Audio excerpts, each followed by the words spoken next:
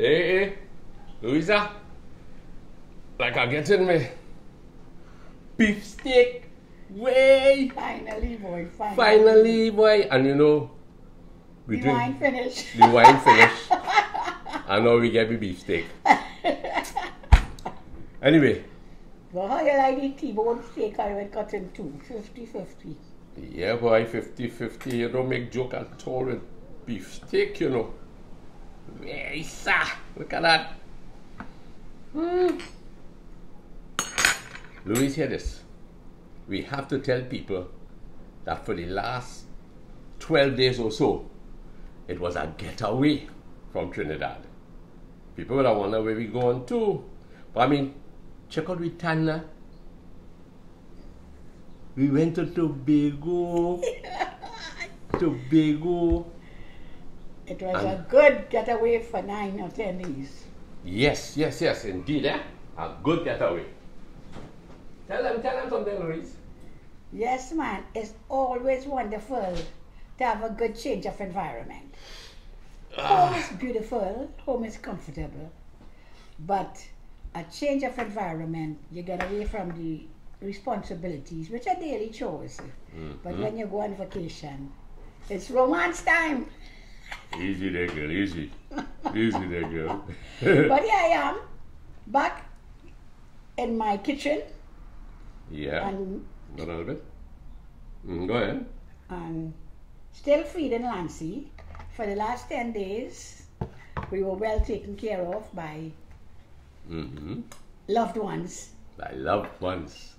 Yes. And look at the Tanya boy, Louise.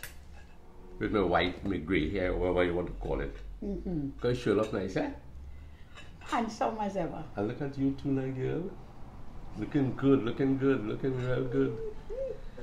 But we had a wonderful time in Tobago, eh? And what we hope to do is just, you know, give little clips of what went on in Tobago.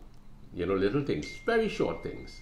Tobago remained very scenic, very beautiful, very rustic in many parts, and is the ideal place For a quick getaway. a quick getaway and for family life, you know.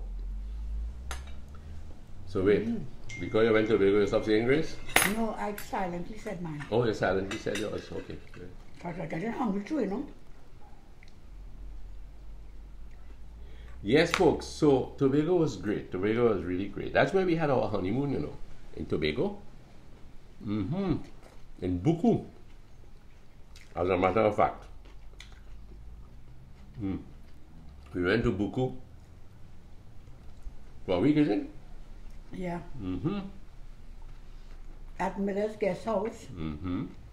So it was good to have touch base there. We passed around. We took a picture, but we didn't Let me tell you something, eh? Buku has developed so wonderfully well that you would not believe the lovely strip that goes along the beach, and I think you could walk from there to no man's land.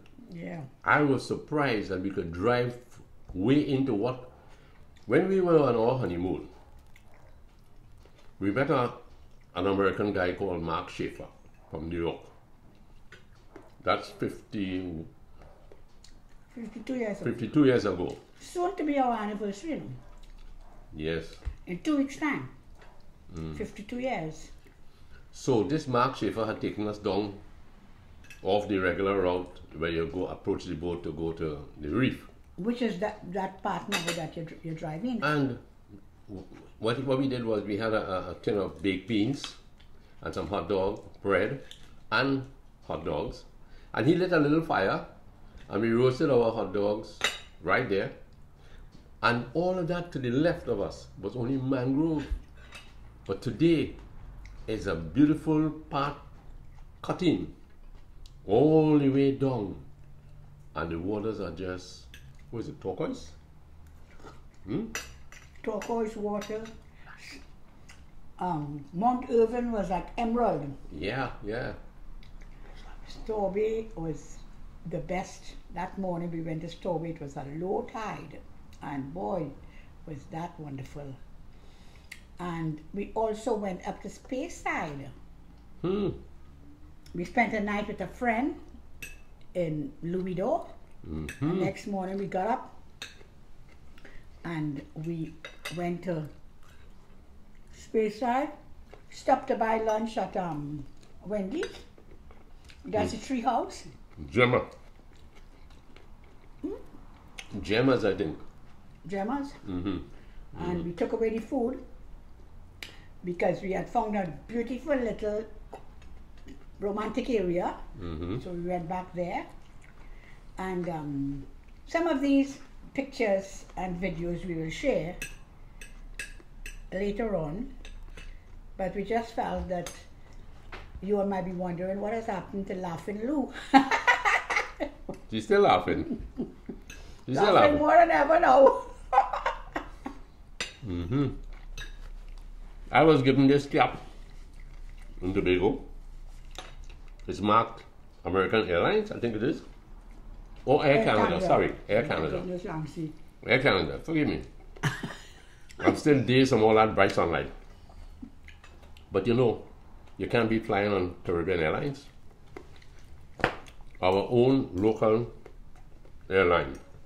Wonderful. Yes, man. We have some nice dessert. Mangoes, out of season mangoes. Zabrico mango. I hope Louis can bite into this. A lovely piece of cane. I understand it's really great. Who gave it that? Lasana gave me the cane. And we have some bananas here. Now could hardly bite into the steak. Take care of the burning of the steak, you know. Oh my gosh.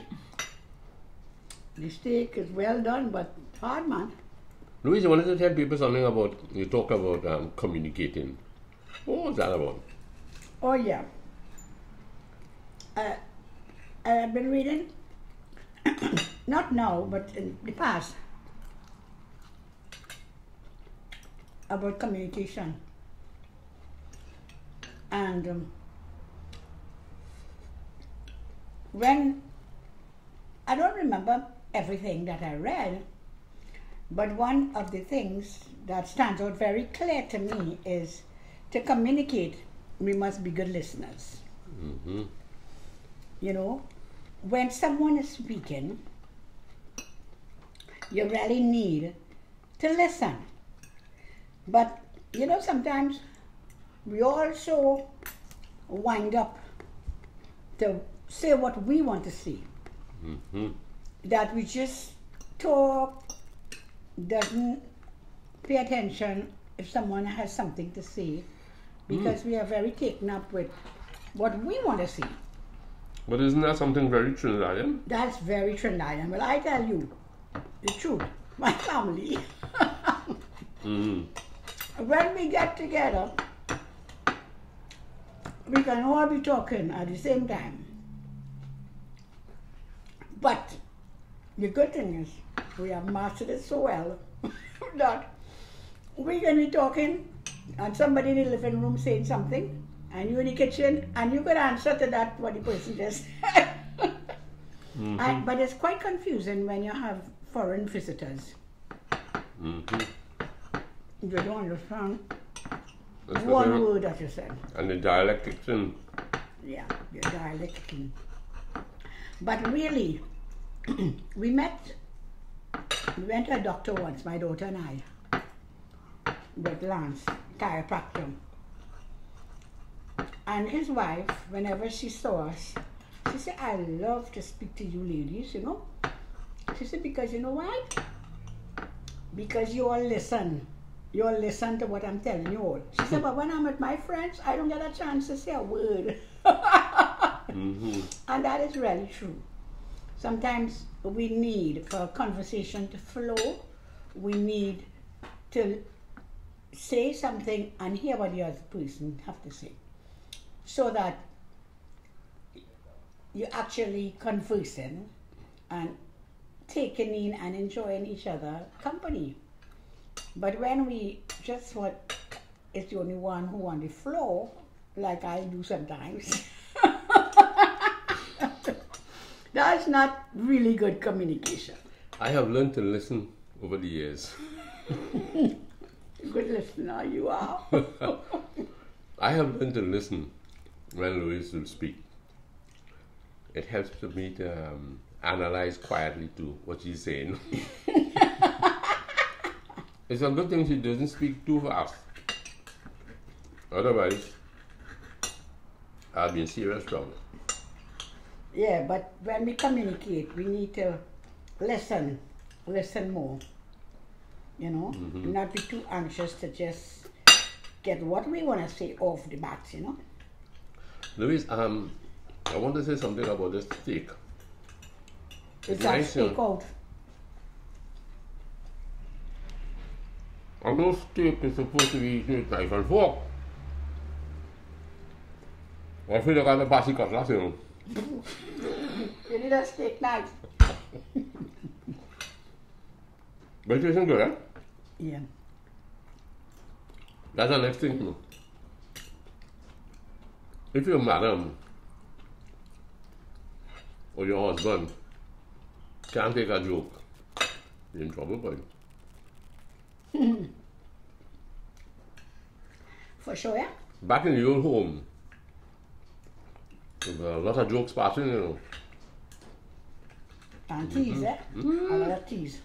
A lot of teasing going on. I think when you grow up with a big family, you have to learn to be not sensitive.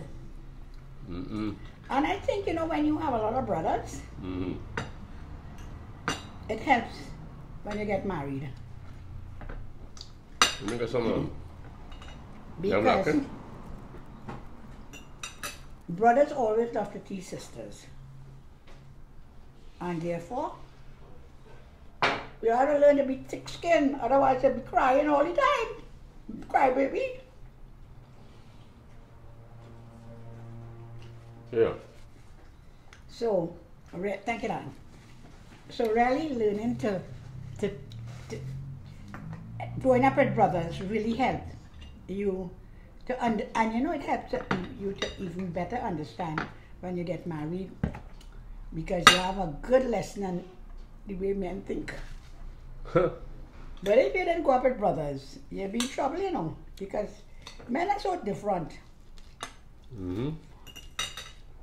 I don't know if I mentioned this before, but it took me years to realize that a man could only do one thing at a time. If you're driving with Lancy, and you say, Lancy, put some good pork on the road there, or some good watermelon, and he is about a certain business, he will tell you when you're coming back.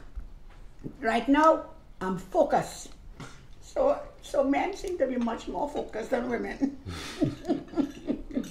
We will use a nice positive word like focus, you know. Right now I focus on this steak, eh? So I can't stop. I can't stop to argue.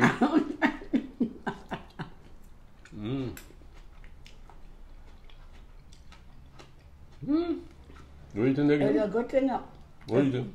It's a good thing. It's more salad than steak. Because you will be eating here all evening. Oh my gosh. This must look barbaric, boy. I thought I would get Nancy a nice steak, but... You know what we didn't have in Tobago? Crab and dumpling. Like they didn't even have crab. Like crab ain't running in Tobago. But all the ocean was very swollen. It was almost like they never had a low tide. Hard, very true. The best was pigeon Story that morning had a nice low tide.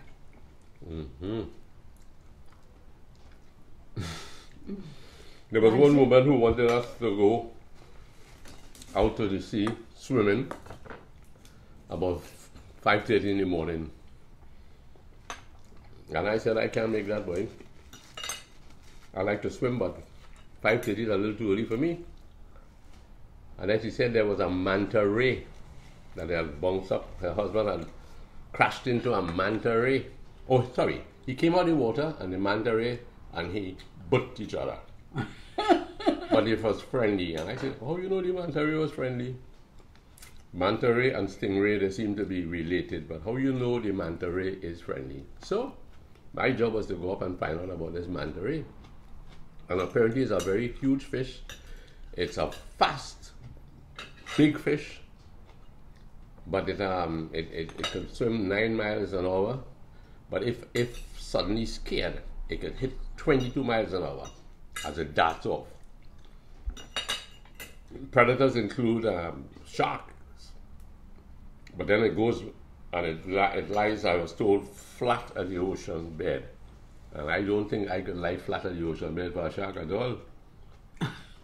So I say, you see me, man? I want to get back to Trinidad. To tell the story. To tell the story. Yes, so we had a wonderful holiday in Tobago. We were not able to do too much of videoing, but the little we did, we will try to share it, you know. Well, we thanks to the steak girl. I got to stick out. I'm willing to try again, you know, but it looked like an impossible job. Okay, no worries. But the flavor is good, huh? But there's a piece here that Oh, might God. be softer. That's one thing with Louise, you know, but she's always willing to share, boy. You give me this because you can't bite it?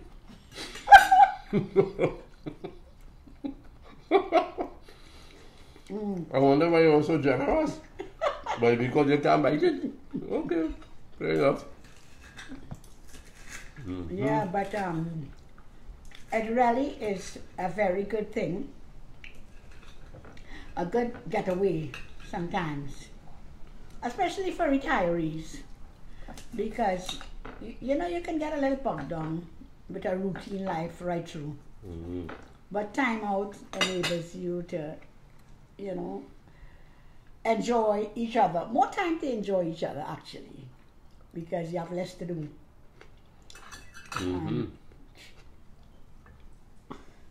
A holiday is always welcome. Always Indeed, huh? welcome.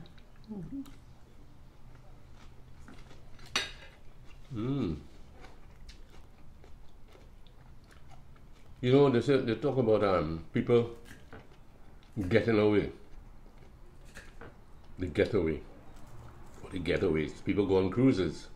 As you grow older, you desire to, you know, to see things that you, for years, you have been shelving a trip here, a trip there. And now that you've advanced in age, you want to get away. So you and your wife and perhaps your grown children may go on a cruise. It's in the pursuit of something that you've always wanted to do. But I have never been excited about a cruise. In 1969, I traveled from Southampton, England, to Trinidad. Took 15 days across the Atlantic. So did you enjoy that? I enjoyed it. We were in Las Palmas, the north of Spain, Las Palmas, Tenerife Islands. So then why don't you really? No, but you see, I was coming home with a lot of West Indians who had been years in England and really had not made a name for themselves. They were coming back home disillusioned. I remember standing on the deck and watching these old fellas just standing out watching the sea. It was a sad picture. I really should have been able to, young in the express days, I should have been able to talk to them to find out, you know, what were you doing in England? It was at the time when Powell was kicking up a fuss about black people being in England and wanted to repatriate them and whatnot, or just kick them out anyway.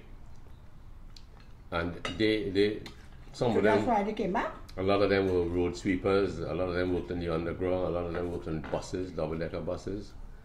And they were heading home, some to Antigua, some to St. Kitts. But I missed a golden opportunity to really talk to these people and say, hey, what is it like to have been in England? You read Samuel Selwyn's Lonely Londoners, and you think, you know, well, I had a bit of that too, eh? For 3 months I stayed in England, then my brother would give me some change and I would just jump on the train and go down to the West End and walk around Trafalgar, get tired, and then head back home. But for these people who England was their home for many years, but their hearts were back in the West Indies. So they came back to the West Indies and they were on that ship, a Spanish liner, a tub compared to what is on today. Yeah. And I missed a real golden opportunity. I remember in Las Palmas we went ashore and I went into this little cafe and they were serving lunch, but I couldn't understand the menu at all, written in Spanish. So the man stood there most frustrated and he held my hand and he took me to the kitchen and he pointed and he said, choose what you want. The beauty of traveling really is to see cultures live, you know. But I'm so sorry I missed that opportunity to really interact with our West Indian fellows. And many Jamaicans who were in London living for many years, the men would like to come home.